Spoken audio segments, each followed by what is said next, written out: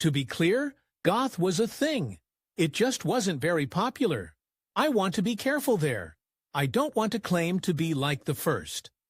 Back in the early 90s, Winona Ryder and Johnny Depp were Hollywood royalty, dark, mysterious, and completely in love.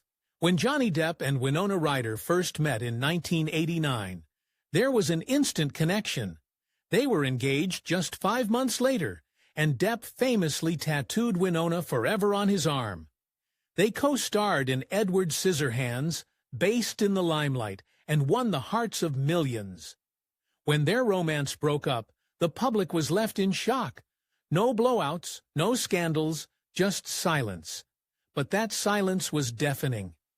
Winona descended into depression, subsequently admitting that the heartbreak almost destroyed her. She went underground for years. Now, at 53, with strength wrought and a voice honed by years, Winona is finally speaking. Her words tell not only of the pain that she suffered, but of the strength that it took to bear it alone. The world believed they knew their love story. But what was she hiding all these years? Winona's upbringing and early career. Winona Ryder was born Winona Laura Horowitz in Minnesota's Winona County. Her mom, Cynthia Palmer, was a video producer and writer, and her father, Michael Horowitz, was an editor, writer, and rare bookseller. He was also close with the renowned psychologist Timothy Leary, who, incidentally, was really Winona's godfather. Her father was Jewish of Ukrainian and Romanian descent, and each year the family made a pilgrimage to Brooklyn to honor Passover with her grandparents. Her first name, Winona, was taken from the town where she was born, and Laura was after her parents' friend, Laura Huxley, wife of brave New World novelist Aldous Huxley. Ryder was an afterthought, taken from singer Mitch Ryder, whose album was playing when she had to come up with a stage name. She had a rather unorthodox childhood. At age 7, her family relocated to a commune in Northern California with no electricity or television. With plenty of time and books on hand, young Winona grew up being an enormous fan of The Catcher in the Rye. Life wasn't simple at school. When her family relocated to Petaluma, California, Winona was bullied for not dressing like everyone else and was once confused with a boy. But at age 12, she began taking acting classes at the American Conservatory Theater in San Francisco. That same year, she almost drowned and became afraid of water for the rest of her life. Her acting career began in 1986 with Lucas. She decided to use the name Ryder in the credits because the Mitch Ryder album was still popular in the house. She then starred in Square Dance and later landed her breakthrough role in Beetlejuice 1988, courtesy of director Tim Burton. But it was Heather's 1989, where she truly became a cult favorite, despite her agent imploring her not to do the film. Winona disregarded the warning, and her bleak, irreverent performance created a devoted fan base. Before long, she appeared in Edward Scissorhands with Johnny Depp, and history was made, as they say. Ryder went on a career break during the early 2000s. Her arrest for shoplifting in 2001 was reported in the headlines and impacted her getting film insurance. Though she made appearances on Friends and in Zoolander, her roles between these were negligible. She featured in pre-arresting endeavors such as Mr. Deeds 2002 and Simone 2002, and contributed her voice to the human rights documentary film The Day My God Died 2004. Health problems and industry restrictions held her largely out of sight, although directors such as Woody Allen wished to feature her. Nevertheless, she remained a cultural icon, appearing even in a Marc Jacobs advertisement, following courtroom gossip regarding her clothes. By 2006, Ryder was making her comeback to the screen with independent films such as the Darwin Awards and Richard Linklater's A Scanner Darkly, which reunited her and co-star Keanu Reeves. These movies constituted a low-key but consistent comeback into Hollywood, leading to subsequent career revivals. Her personal life. Winona Ryder leads a fairly quiet life, but some information about her personal life has found its way into the limelight. She divides her time between 3 cities, San Francisco, Los Angeles, and the Williamsburg neighborhood in New York City. Even though she's always remained herself, being Jewish hasn't been a walk in the park. Winona has revealed that she's encountered anti-Semitism throughout her life, which has hurt and opened her eyes. Life hasn't been struggle-free either. She's spoken publicly about having struggled with insomnia and also about being stalked, which understandably affected her sense of security and peace of mind. All that aside, Ryder attributes her amazing body of work to one individual, director Tim Burton. Their collaborations, such as Beetlejuice and Edward Scissorhands, actually defined her career and gave her exposure to a generation of fans. But Winona's not all about red carpets and film sets. From her 20s, she's committed to giving back. She's been an active supporter of the American Indian College Fund, an organization that provides scholarships to Native American students from low-income backgrounds to go to college. Her work on this cause reveals a side of her that truly cares about changing people's lives. Her relationships. Winona Ryder's romantic life has been a series of low-key romances and some well-known names, but in the process, she's remained true to herself and what makes her happy and secure. Having moved on after the highly publicized relationship she shared with Johnny Depp back in the early 90s, Ryder held a majority of her personal life privately. She went on to experience a handful of relationships which garnered fewer headlines, yet were otherwise fulfilling aspects of her life. In the late 1990s, Ryder dated Dave Pirner, Soul Asylum's lead singer. They started dating when they happened to meet backstage at an MTV affair and were together for a couple of years, though the relationship soon broke up. The two kept a good relationship with each other and quietly went about their lives. She was then later associated with Paige Hamilton, the lead singer of the alternative metal group Helmet. Although not much is made of their relationship in the public domain, it's assumed their relationship was at some stage in the late 90s or early 2000s. Like so many of Ryder's affairs, this one was below the radar and drama-free of Hollywood, one of her most publicized relationships since Depp was with actor Matt Damon.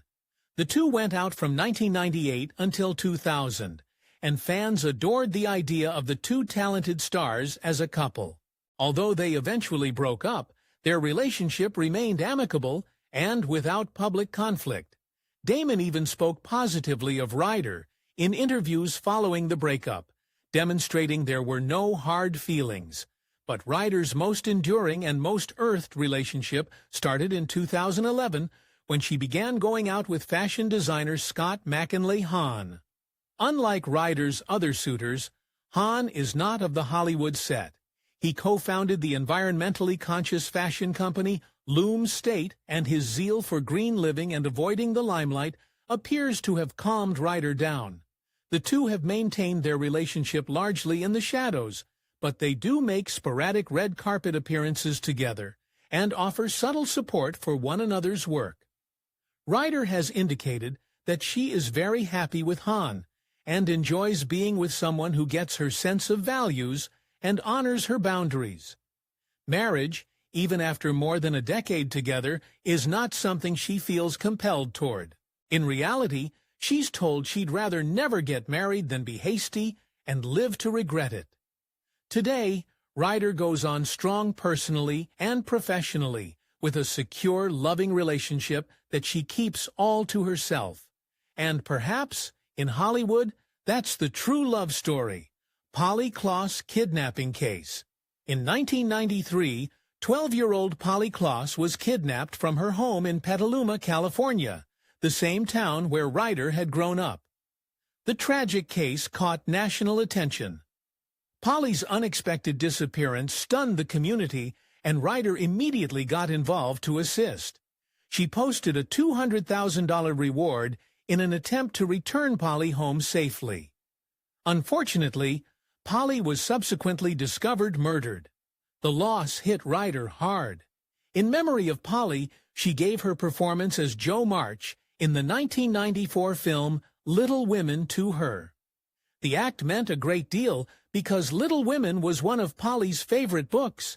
Years later, in 2002, Ryder's earlier association with the Polly Klaas Foundation was brought up during her sentencing hearing for a case of shoplifting. Her attorney, Mark Garagos, referenced Ryder's work for charities, such as her attempt to assist in Polly's case, as evidence of her good character. But the prosecutor, Anne Rundle, dismissed it, stating, "What's offensive to me is to trot out the body of a dead child." The remark outraged her.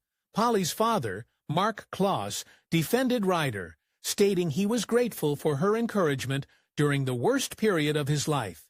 He indicated that he was thankful for everything she had done, and that he thought the prosecutor's comments were unjust and disrespectful. All along the way, Ryder demonstrated that she was not only a Hollywood actress, she was a human being who cared about others, particularly those around her. Her response during the Polly Klaas case is still recalled as one of the kindest moments in her career. Legal issues. In December 2001, Winona Ryder was in the news, but not for a film performance. She was arrested in Beverly Hills for stealing more than $5,000 worth of designer clothing and accessories from Saks Fifth Avenue. The arrest stunned many fans who had enjoyed her performance in films such as Beetlejuice and Edward Scissorhands. Once she was arrested, things became serious in a hurry. Los Angeles District Attorney Stephen Cooley assembled a huge legal team and charged her with 4 felonies. Ryder retained a prominent attorney, Mark Garagos, but attempts to resolve the case out of court fell through because prosecutors would not lower the charges to a misdemeanor. Ryder was also accused of taking prescription medication such as Vicodin, oxycodone, and diazepam without a legitimate prescription, but that accusation was dismissed when it was established that a physician had indeed prescribed the drug as part of her treatment. In 2002, she was convicted of shoplifting and grand theft, but not burglary. She was sentenced to 3 years probation, 480 hours of community service, approximately $10,000 in restitution and fines, and counseling for both psychological and drug-related problems. By 2004, the court recognized that Ryder had fulfilled all her community service, and her charges were formally lowered from felonies to misdemeanors. She completed her probation by the end of 2005. Subsequently, Ryder discussed the incident candidly. She described how she had been emotionally struggling and was clinically depressed. She added that a suspect doctor had prescribed her large doses of painkillers that impaired her judgment. That physician, Jules Mark Luzman, lost his medical license after engaging in unethical practices such as overprescribing drugs to a number of patients. Ryder's shoplifting charge was a turning point in her life. While it impacted her career temporarily, it also turned into a time of introspection, and she concentrated on healing and taking charge of her life again. Johnny Depp's early life and career. Johnny Depp was born on June 9, 1963, in Owensboro, Kentucky. He was the 4th of 4 children. His mother, Betty Sue, was a waitress, and his father, John Christopher Depp, was a civil engineer. The family moved from place to place before eventually settling in Miramar, Florida, in 1970.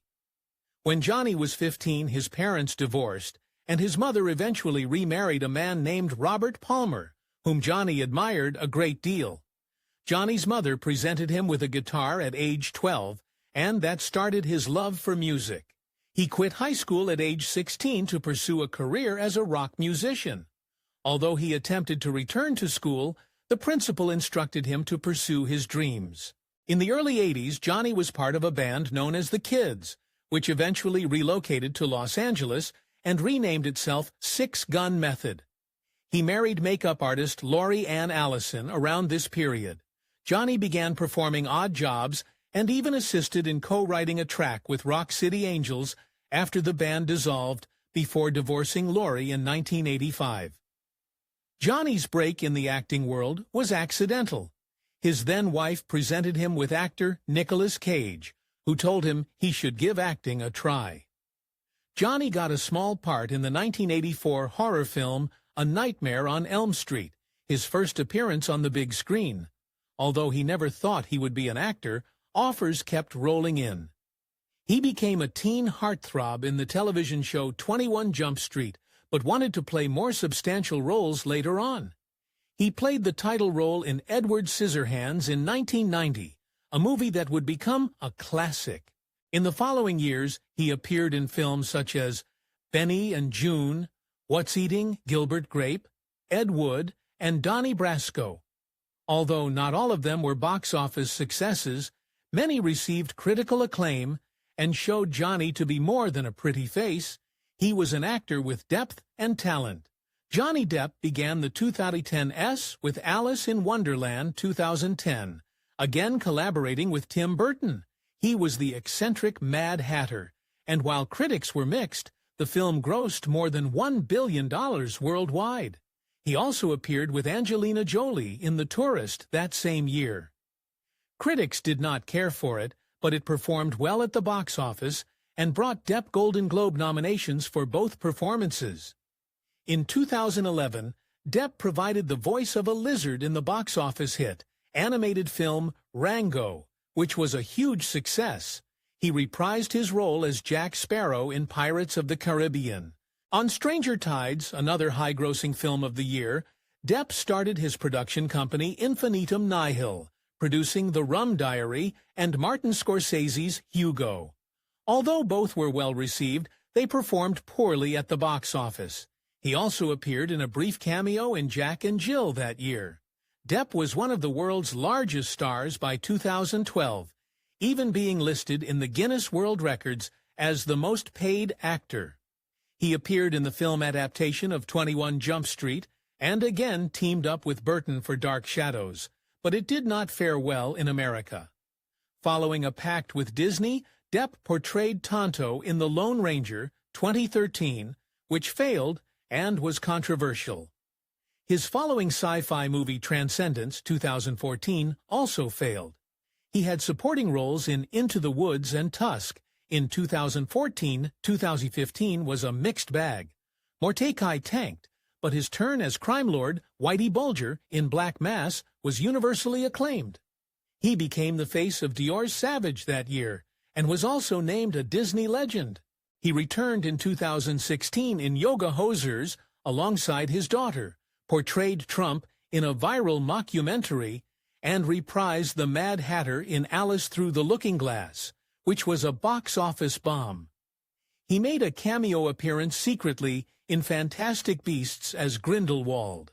By 2017, Depp was still working, but in decline. Pirates 5 underperformed in the United States, and Murder on the Orient Express had him playing a supporting character.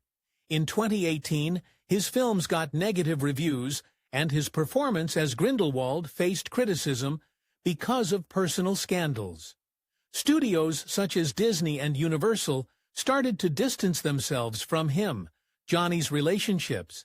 Johnny Depp wed Lori Ann Allison on December 24, 1983. When he was only 20 and she was 25, Lori was the sister of his bandmate, and the two relocated to Los Angeles to pursue their dreams in the music world.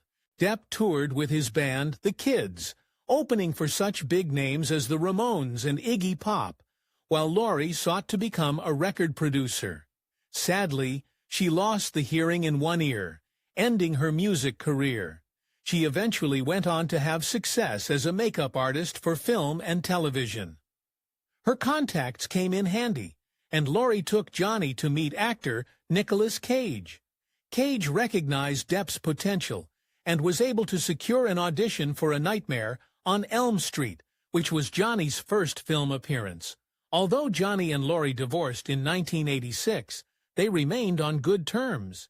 She even defended him publicly in his legal fights with Amber Heard, and continues to use his last name professionally. During the late 1980s, Depp became engaged to actresses Jennifer Grey and Sherilyn Fenn.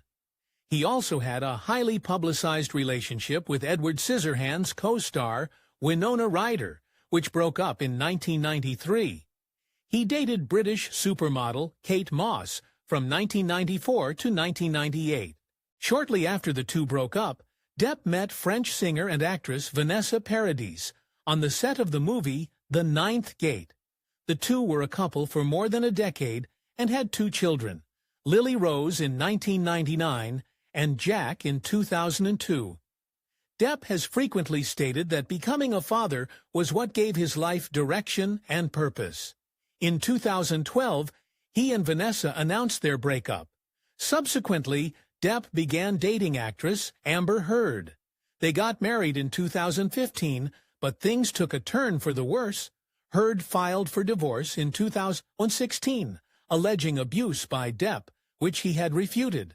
Their dramatic breakup concluded with a $7 million settlement, which Heard promised to give to charity. The couple's divorce became official in 2017, and both had stated their relationship had been wild but complicated, or alcohol and drug use. Johnny Depp has been candid about his many years of battling drug and alcohol addiction. He told of how it all began when he was a very young boy. He first experimented with his mother's nerve pills when he was only 11 years old. When he was 12, he was already smoking, and at 14, he claimed to have tried just about every drug available. During an interview in 1997, Depp admitted to having a drinking problem while shooting What's Eating Gilbert Grape. He spoke about his drinking in a 2008 interview, confessing he had poisoned himself with booze for years. By 2013, however, he stated that he quit drinking. In his own words, he had gotten into wine and spirits deeply, teasing that they were getting along perhaps too well. He indicated he quit because he felt that he had gotten all that he could from such a lifestyle. When he broke up with longtime girlfriend Vanessa Paradis, Depp deliberately avoided using alcohol to dope the pain. He explained that if he had followed that path again, it might have killed him. But even after he quit drinking, Depp's use of substances didn't entirely cease. In a 2018 Rolling Stone profile, the author recalled observing Depp smoking hashish and explained that his mood would shift between being humorous, cunning, and occasionally difficult to keep up with. Depp also reacted to rumors that he was spending $30,000 per month on wine by stating that the amount was really too modest. He'd spent much more. Subsequently, in a 2020 court trial, Depp confessed to the addiction to the prescription painkiller roxicodone. He additionally stated he had used drugs such as marijuana, MDMA, and cocaine throughout his life. However, he insisted he was never addicted to the latter drugs, only the prescription drugs and alcohol, his political views. In November 2016, Johnny Depp joined the campaign Imprisoned for Art that helped raise funds to free Ukrainian film director Oleg Sentsov, who was imprisoned in Russia. Depp wanted to lend his voice to artists who were unjustly penalized simply for expressing themselves through their art. Later in 2017, a few months later, Depp generated some controversy during his speech at the Glastonbury Festival in the UK. While being politically funny, he used the opportunity to comment on U.S. President Donald Trump, stating, "When was the last time an actor assassinated a president?" Most understood this as a reference to John Wilkes Booth, the actor who assassinated Abraham Lincoln.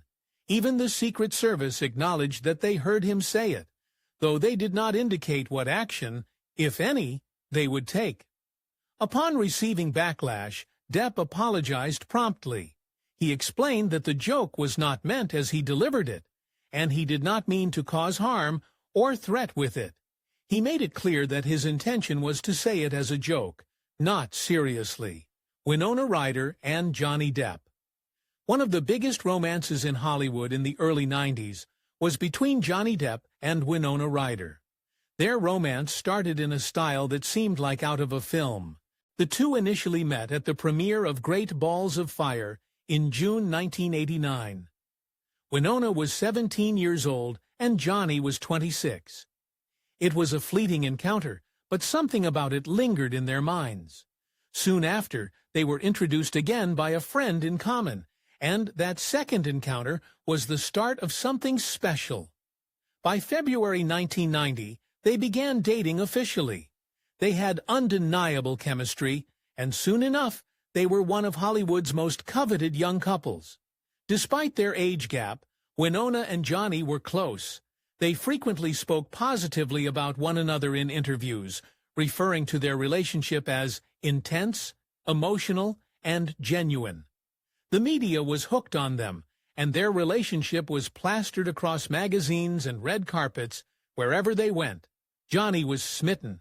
He notoriously got the message, "Winona Forever," tattooed on his arm, a huge and very public expression of his devotion to her.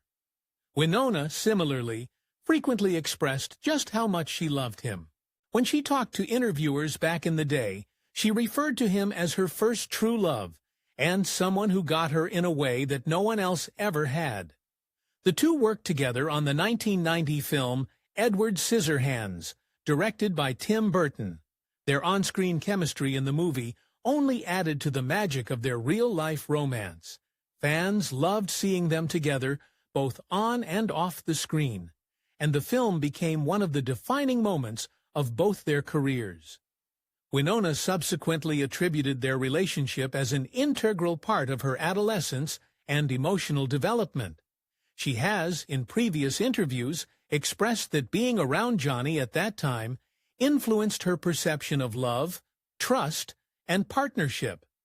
Their relationship left a lasting legacy in her life, and she's talked with warmth and fondness about that period. Even all these years later, the romance between Winona Ryder and Johnny Depp is one of Hollywood's most enduring. It was a snapshot in time when two young icons discovered something beautiful and unusual in each other, and the world watched, entranced, their breakup and Winona's breaking silence. In 1993, things ended between them, and it was devastating to Winona. In her latest interview to Harper's Bazaar, she disclosed how much the breakdown had hurt her, referring to it as her real-life girl-interrupted moment, which was the name of the film in which she portrayed a psychiatric patient. Winona was only 19 years old when she was left to cope with excruciating pain. She reported that even words of kindness from her co-stars, such as Michelle Pfeiffer, could not assuage her at the time. "I just couldn't hear it," she remembered. She moved to private mode, stepping back from the limelight and grappling emotionally.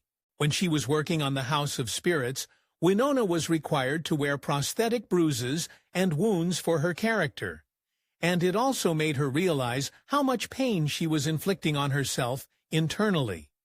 She would ask herself, "Would I treat a young girl like this?" It was a wake-up call. She did not realize that she was not taking care of herself at all. Things only got worse when, in 2001, Winona was arrested for shoplifting more than $5,000 worth of goods from Saks Fifth Avenue in Beverly Hills. She later admitted that the episode was just a reflection of how lost she was at the time. She said she was tired, mentally spent, and just wanted to put everything on hold. That scandal made her leave Hollywood for a while and go back to San Francisco to concentrate on healing and finding herself again. All of this notwithstanding, Winona continued to have nice things to say about Johnny Depp years later. In 2020, when Depp was defending himself in a libel case in the UK, she spoke out in his defense. She indicated that the suggestion that he might be violent was entirely foreign to the Johnny she knew. He was never violent or abusive, she testified. Though Depp subsequently successfully sued his ex-wife Amber Heard for defamation in the U.S., the ramifications of all these public wars have kept both the stars in the limelight. Nevertheless, Winona's tale is a reminder of how pain on a personal level can be enacted behind glamour, and how one can heal after the worst of heartbreaks. Winona Ryder and Johnny Depp's relationship didn't last more than a few years, but its effect endured far longer. For them and for the world that watched. They were young, passionately in love, and at the peak of their popularity. Their relationship had that romantic renegade 90s feel that made them the perfect Hollywood couple. But beneath all the red carpet events and cover shots, their love was powerful, passionate, and at times suffocating. What made their romance so memorable was that it felt real. They weren't attempting to be idealized. They were simply two individuals struggling with love in the public eye, with all the stress that comes with it. Even all these years later, it's apparent that what they had a profound effect on Winona. She never spoke ill of Johnny, even when discussing how much the split hurt. Rather, there is an aura of nostalgia, of a person who remembers both the heartbreak and the magic. Their romance was not so much about romance, it was about youth, about vulnerability, about growing up on television. And although it did not work out, there is something incredibly human about the way that both of them have talked about those days. It was not perfect, but it was theirs. And sometimes that is what makes a story endure. If you loved going deep into Winona Ryder's life and her unforgettable romance with Johnny Depp, don't forget to hit the thumbs up button. We've got more celebrity deep explorations, untold stories, and throwbacks that'll tug at your heartstrings coming your way. So make sure to hit that subscribe button and enable the notification bell so you never miss a beat. Thanks for watching, and we'll catch you in the next one.